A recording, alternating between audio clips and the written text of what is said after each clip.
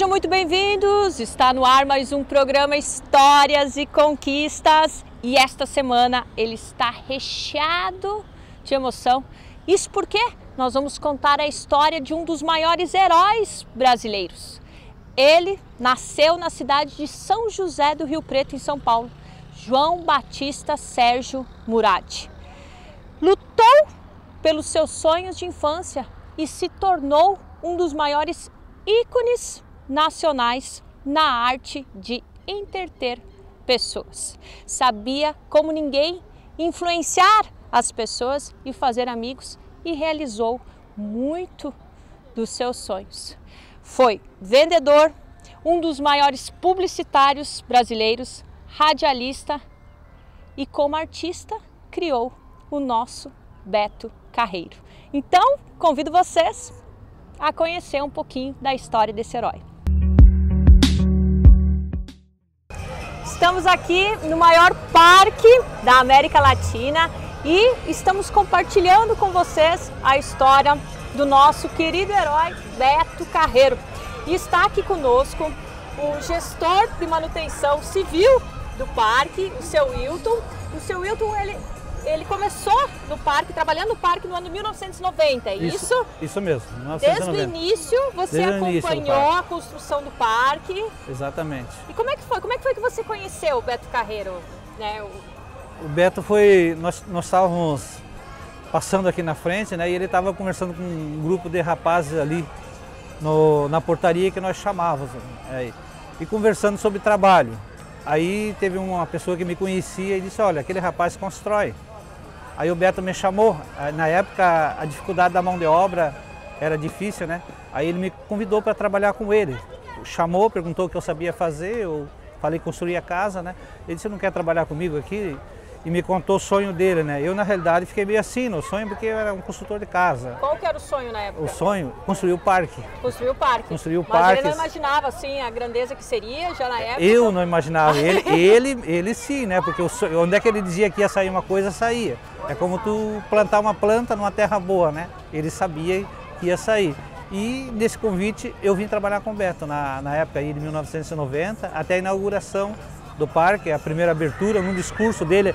Está vendo esse coreto que tem aqui ó, na frente? Foi o primeiro discurso que o Beto fez dentro do parque quando ele abriu. É importante o pessoal saber que a primeira área temática a ser construída é aqui na Vila Germânica. Na Vila Germânica. Vila Germânica. Como é que foi a ideia? Ele tinha os clientes em Blumenau e aí ele acabou também atendendo esses clientes, trazendo eles para cá. Você pode contar um pouquinho pra gente, um pouquinho a ideia que ele teve?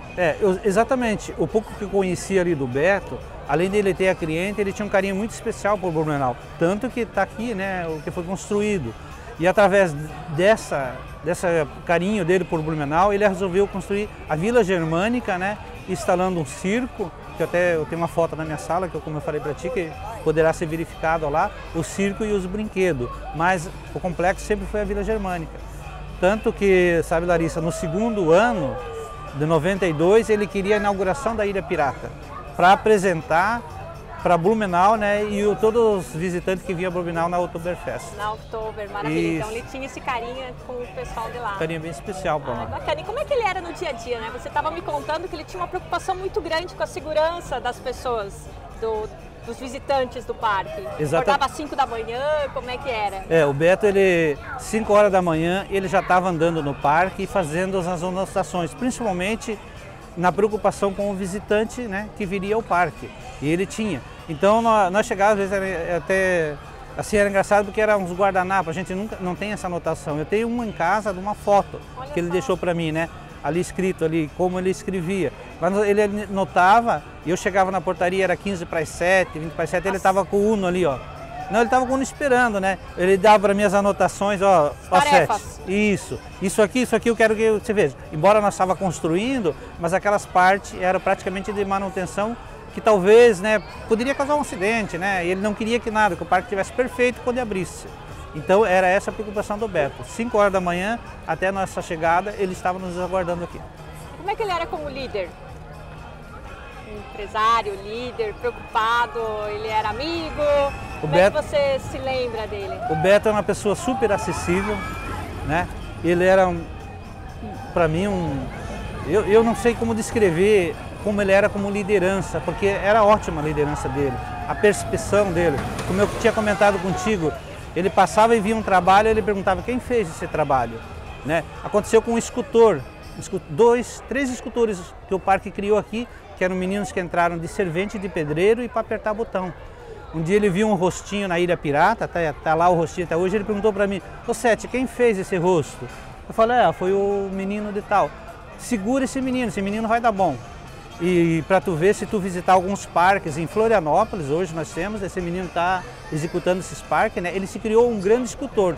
E o Beto deu essa liberdade para ele aprender isso dentro do parque. Então ele percebia o valor da pessoa e conseguia lapidar, né? Lapidar o diamante, conseguia trazer à tona o melhor que a pessoa tinha, dava essa oportunidade. Exatamente, e ele deixava, ele deixa que ele vai se criar bom, e se criava. Então o Beto tinha uma pessoa muito grande desses colaboradores. Inclusive, não só esse era filho de pescador, né, aqui da região, que é a maioria que tem aqui. Hoje o nome dele é Leomar, né, ele está muito bem.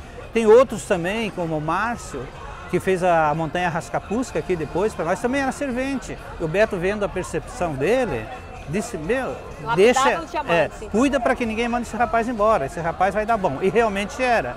Um dos pintores que nós tínhamos também no parque, ele pintou um olho, sabe? O Beto, quando viu o olho, ele me olhou. Quem fez? Nós brincamos com ele, foi o Calça Frouxa, né? É um menino que já trabalhou com a gente também, né? Que era o José Paulo, e que também se tornou um dos grandes pintores artísticos do parque e também a nível de Brasil. Maravilha, que lindo! Então, a pergunta tua, né? Como é que ele era como líder? Para tu ver, né? Ele era uma pessoa acessível que deixava todas as pessoas crescer. Ele era um ótimo líder, né? A gente não consegue descrever, né? O líder que ele era. Você tem alguma história especial para contar dele? Tem bastante. Ah, tem alguma assim que você se lembrou? Que eu te perguntei, né? Assim. Eu tenho uma que eu comentei um pouco contigo, né? Que eu fiquei impressionado com ela porque tinha uma menina em Barra Velha que ela precisava ali fazer uma cirurgia, né? E morava próximo ali de uma das terras do Beto, ali em Barra Velha, né? E o pai não tinha dinheiro para bancar e ninguém queria comprar um animal, né? Aí chegou essa história através de um primo aqui pro Beto. O Beto foi lá ver, mandou trazer esse cavalo para cá, era um cavalo, né? Mandou o pessoal especialista dele aqui dar um jeito no cavalo, dar um trato, arrumar, medicar, deixar tudo bonitinho. E ele acabou vendendo o cavalo que lá queriam dar R$500, na época foi por 6.800, né? E revertendo esse dinheiro para ajudar essas pessoas lá. Então, uma história que eu conheci. E a outra, infelizmente, foi após o falecimento dele, né? 20 dias após, acho que mais ou menos 20 dias após o falecimento dele, uma senhora veio de Blumenau de táxi, chegou na frente do castelo, né? E queria saber onde é que era o túmulo do Beto. E como nós estávamos fazendo um trabalho ali na frente, me chamaram, eu fui lá conversar com ela, e ela só queria fazer porque ela queria fazer uma prece dela para agradecer o que o Beto tinha feito por ela. E eu nem sabia. Eu não sabia, né? Eu acho que muitas pessoas não sabem até hoje, né, dessa história. E ela veio de táxi, foi lá, falou para nós, né? A gente até mandou um funcionário do parque acompanhar ela, tudo, depois ela passou a agradecer. Ele tinha, né, essa fama, essa boa fama realmente de ajudar os outros, né? Essa preocupação com o próximo, com o colaborador.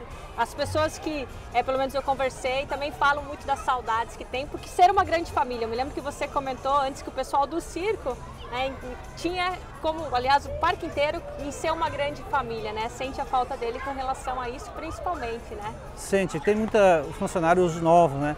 Mas no começo, a maioria dos funcionários, eles eram circenses do parque, né? Alguns foram saindo, indo para outros circos, tudo, né?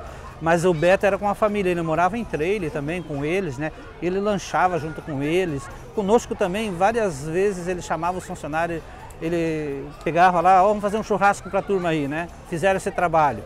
E assim ele deixava. E também o Beto, ele deixava as pessoas expor as ideias delas, né? Às vezes elas falavam: ô Beto, aqui não seria bom assim? Ele pensava: faz. E o Beto também, ele era conhecido por ser uma pessoa alegre, né? Também era alegria. Pelo menos ele tem uma frase que eu achei que fala que ele falava: você tem que trabalhar como se estivesse indo para uma festa. Exatamente. Então era assim mesmo, ele passava essa vida, né? Ele realmente contagiava, tinha um otimismo maravilhoso. Como é que era esse lado alegre do Beto Carreiro? Ele era tão bom, Larissa, esse lado do Beto, que que todos os funcionários da época que trabalhavam, eles queriam estar ao lado do Beto. Sempre queriam estar junto com o Beto. Daquela energia que ele transmitia boa, aquele entusiasmo. Né? Exatamente. Tinha muitas pessoas que, se tivesse que trabalhar de graça para o Beto, trabalharia. Pelo carinho, né, e essa alegria que ele passava para os funcionários. Isso aí acabava sendo um grande diferencial, né? Fazia, porque às vezes quando ele chegava, às vezes ficava até 15 dias, né? Porque ele viajava nos circos também e tinha outras preocupações dele. Quando ele chegava, ele chamava alguns funcionários, né? Que ele tinha confiança para tomar café com ele. Então você imagine tomando café com o Beto Carreiro. Eu nunca me vi nisso, mas eu tive essa oportunidade, né? Algumas vezes no casarão tomar um café com o Beto. O Beto mesmo fazendo ovinho na chapa, o queijo, ele era uma pessoa super simples, né? E ele dirigia o carro para nós ainda, né? Que maravilha! Eu imagino que você deva ter muita saudade dele, né? Ah, tem, né? Isso a gente tem... A gente sente porque eu trabalhei com algumas empresas que eu nunca pude ter o contato com o dono, né? E o Beto não parecia ser o dono, ele parecia ser um da gente mesmo, né? Então, às vezes as pessoas me perguntam, eu não gosto muito de tocar no assunto, porque mexe com a gente, sim, né? Claro, mas assim, a gente não... Como é que é trabalhar com o dono? E ele estava presente com a gente ali, entende? Quanto que as empresas hoje, muitas empresas são frias, né? O dono está distante. Tem outras pessoas que... do chefe e do líder, né? E o líder ele acaba pegando junto e tomando a iniciativa e indo à frente, né? O chefe muitas vezes só manda fazer. Só manda fazer. E é como eu falei para ti, ele iria em cada local de trabalho para ver como é que estava. E pedia ajuda, pedia se queria ajuda. Né? E ele conhecia os funcionários. Se um funcionário não tivesse ali, né? Ele dizia, mas cadê aquele rapaz? Onde é que ele está? Por que ele não está aqui hoje? Então ele se interessava, se importava com as pessoas, sabe? A diferença, né, das pessoas quererem trabalhar com o Beto. E não era só na construção civil, precisava de ver também o pessoal de circo, né, o pessoal circense, né, o amor e o carinho que tinham pelo personagem Beto Carreiro. Né? Na verdade é um grande exemplo aí que tem muitas características do que se estuda hoje em dia na liderança, né? Então, exatamente. Quero agradecer você, temos uma lembrancinha para ti do nosso programa. Obrigado. Muito obrigada pela sua disposição, pelo carinho. E é isso aí, fiquem com Deus, como o Beto gostava de dizer, fiquem com Deus, porque a vida continua. A vida continua. Pessoal, nós estamos aqui no Memorial do Beto Carreiro, um ambiente incrível, com fotos maravilhosas de momentos inesquecíveis da vida do Beto. Tem também muitas roupas country. O Beto, como vocês sabem, ele era uma grande referência na moda country no Brasil. E, claro, nós temos muitas histórias dele que a assessoria de imprensa está me passando, né? Histórias incríveis. Como, por exemplo, por que surgiu o nome Beto Carreiro? Então, o Beto, ele sempre sonhava, desde criança, em ser um personagem. Ele imitava o Zorro, ele tinha um cavalo, que era o Silver, e olha a percepção dele de marketing, porque ele vendia leite aos 6 anos de idade e ele percebia que quanto mais ele enfeitava aquele cavalo, mais as pessoas se encantavam e chamava a atenção das pessoas, e mais ele vendia. Então ele já tinha essa percepção desde cedo, desde criança. Então, era uma pessoa que não admitia não ter sucesso. E ele com essa, sempre sonhou com esse mundo artístico, né, com esse personagem, o Zorro. Então isso foi amadurecendo, ele criou o nome Beto Carreiro em razão do pai dele ter uma carreta de boi, né, se chamar Carreiro.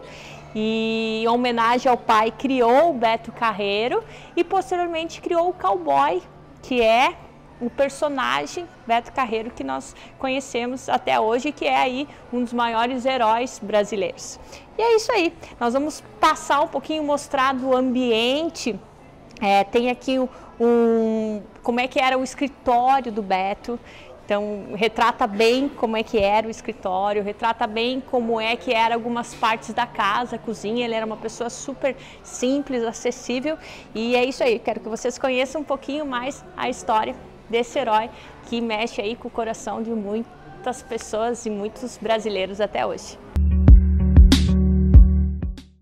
Pessoal, eu estou aqui com o seu Jorge, ele que é diretor comercial do Parque Beto Carreiro. Nós estamos batendo um papo sobre as atrações do parque. Hoje nós temos mais de 7 áreas temáticas, isso. Mais de 100 atrações. Perfeito. 1.500 colaboradores. 1.500 colaboradores, entre próprios, 850 e o restante em terceiros, né? E quantos visitantes mais ou menos por ano? Olha, em 2014 nós tivemos aproximadamente aqui 2 milhões de visitantes e temos um objetivo esse ano de crescer 20%. E estamos no target.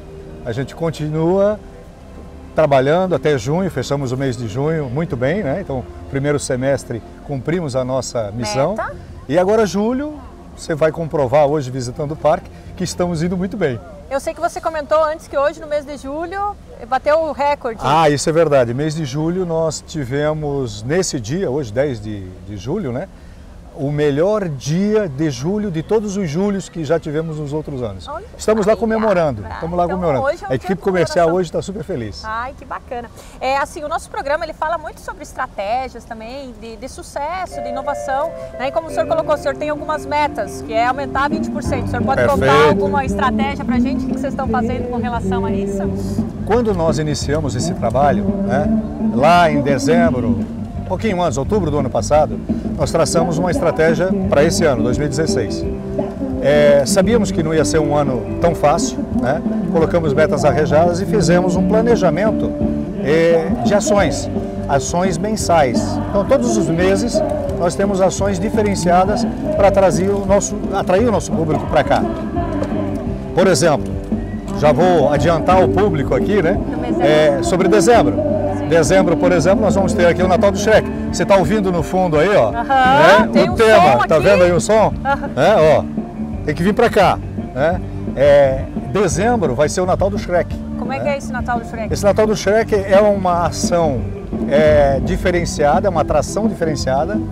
Ela é um licenciamento da DreamWorks, né? Nós temos aqui, além do Madagascar, do Shrek, do Kung Fu Panda, né? Nós temos alguns elementos, vamos dizer assim, que são licenciados. Como também você vai ver lá o show do Velozes e Furiosos, que já é um show licenciado pela Universal. Então essas atrações compõem uma complexidade do parque que quem vem se surpreende, né? Porque eles não imaginam o que é isso aqui. Claro! Né? Não imaginam. E é muito legal isso aqui.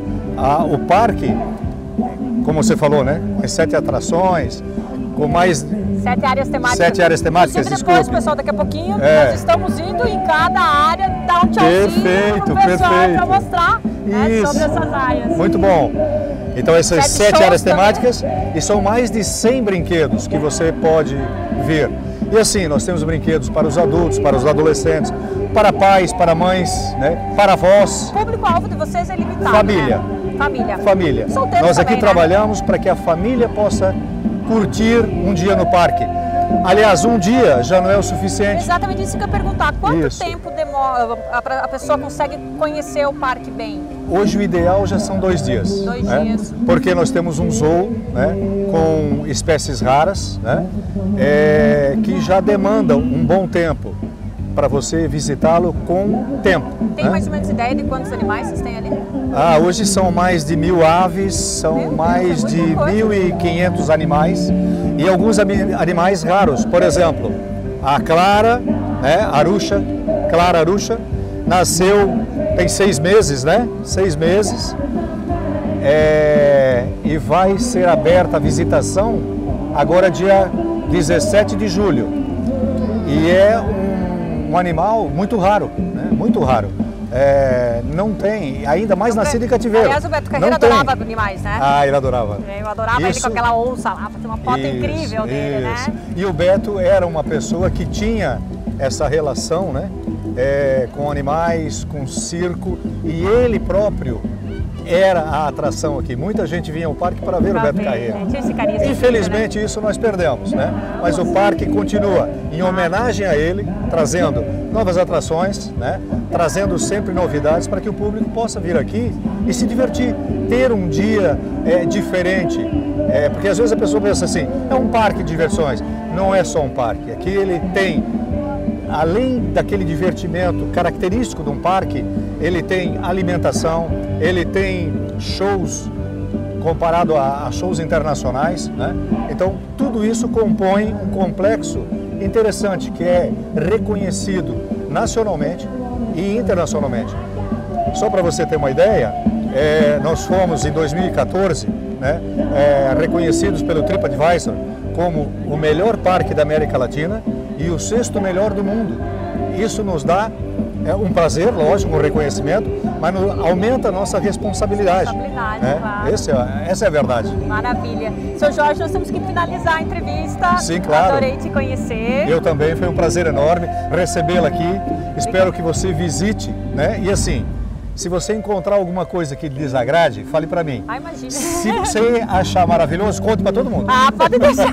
Tá bom? Tá, muito obrigada pela disponibilidade. Muito obrigado. obrigado. Vou ficar te devendo a lembrancinha que tá lá dentro. A Clara depois vai te dar a lembrancinha do nosso Legal. programa. A gente sempre dá para todos os entrevistados. Muito obrigado. Obrigada pela atenção, pelo carinho. E é isso aí. Isso. Muito obrigado. Tchau.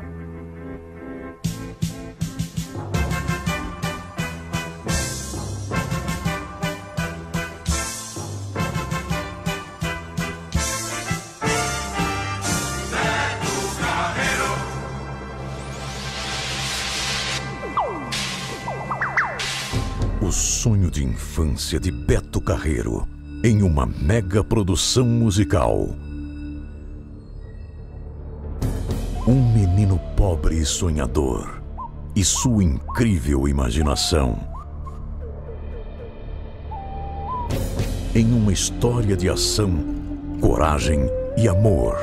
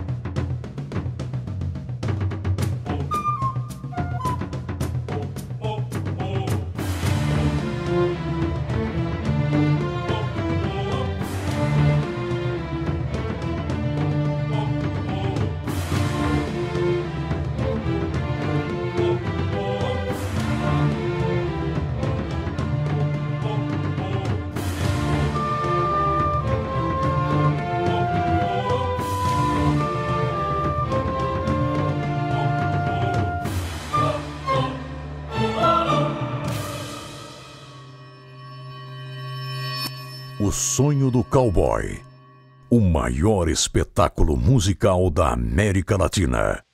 Só no Beto Carreiro World. Pessoal, e para finalizar o nosso programa, nós estamos aqui com o grande amigo do nosso herói Beto Carreiro, o Faísca. Lembrando que quem nos deixou, na verdade, foi o João Batista Sérgio Muratti, porque o nosso herói continua vivo nos nossos corações. E como ele costumava dizer, fiquem com Deus, porque graças a ele a vida continua. Uma ótima semana para vocês. Semana que vem tem mais histórias e conquistas.